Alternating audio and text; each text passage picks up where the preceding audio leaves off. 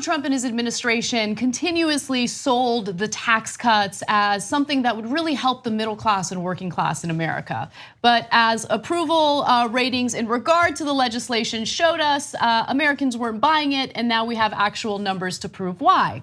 The people who are actually benefiting from the tax cuts the most happen to be the largest banks.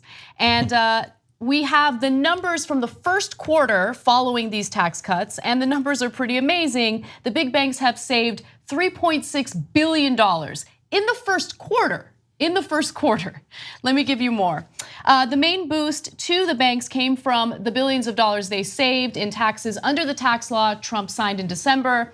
Again, combined, the 6 banks saved at least $3.59 billion last quarter. Before the Trump tax cuts, the banks paid between 28 to 31% of their income each year in corporate taxes. Now, we all know that that's very different from the effective tax rate. When you consider loopholes, they still paid less. Now, the tax rates for the major banks in the last quarter, the effective tax rates were 18.3% for JP Morgan Chase, 17.2% for Goldman Sachs, 23.7% for Citigroup. Citigroup actually paid the most in terms of the effective tax rate. Now, American Express paid $262 million less in taxes this past quarter than it would have under the old tax rate. So clearly American Express needs to fire its accountants because they're not keeping up with the big banks. I'd like to give a shout out to Goldman Sachs, my former employer, because not only were they low in there at 17.2%, they somehow managed to cut their overall tax rate by 61%. So they did well relative to their friends. Yeah. Well, when your former president and COO becomes the top economic advisor of the president, well, it's funny how things can go your way. What a break! I wound up cutting my taxes by 61% because the guy who used to run Goldman Sachs, it was the top economic advisor to Donald Trump. That's right. That was Gary Cohen, who was there when it was passed, my old boss at Goldman Sachs. Steve Mnuchin, of course, Treasury Secretary now. He was a partner there at the time. Of course, he went on to do other things on his way into that office. But certainly, it's evident that the tax breaks not only help corporations, they help the corporations that understand how to manipulate the numbers the best, the most. That's right. Yeah. Now, I don't know if this is to be fair to the banks or not, but part of the reason why they're getting the biggest effective tax cuts is because it's really hard to argue that their business is not in the US when their customers are clearly in the US. So other companies set up shell corporations in Ireland, Netherlands, Luxembourg, and they go, oh yeah, most of my business happened in Luxembourg. And then they get away with it because they then give bribes to politicians, et cetera. We legalize those bribes. They're called campaign contributions and independent expenditures. But the banks actually have a harder time doing that. So when the tax rate got cut from 35 to 21, boy, that was a huge boon to them. So now if you take that roughly $3.6 billion last quarter that they saved and you stretch it out over the year, it's about $14 billion that just 6 corporations are gonna save in taxes. And by the way, some analysts have it at, no, that's just the first quarter. The whole year they'll save about 19 billion. So, but let's just take the lower number of 14. All those campaign contributions they give to politicians, which are millions upon millions of dollars, are nothing compared to the $14 billion they saved in just this one piece of legislation for just 1 year.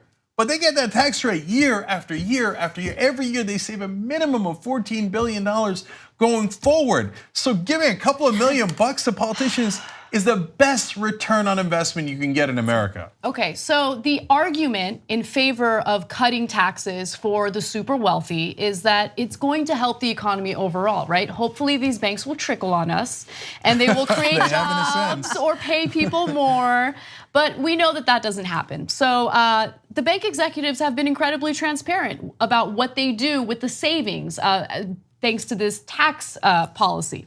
Now, the bank executives had said that the majority of the savings from the lower tax rates will be returned to shareholders in the form of higher dividends and stock buybacks, which is so incredibly maddening. Like, it's expected, this is not unusual, this is what most people who are paying attention knew would happen, right. But it's amazing when you take everything in its full context, because Nomi, your incredible book, which I will interview you on soon, Collusion, talks about quantitative easing and how the Fed just prints money and gives it to the banks, cheap money. And what do they do with that money?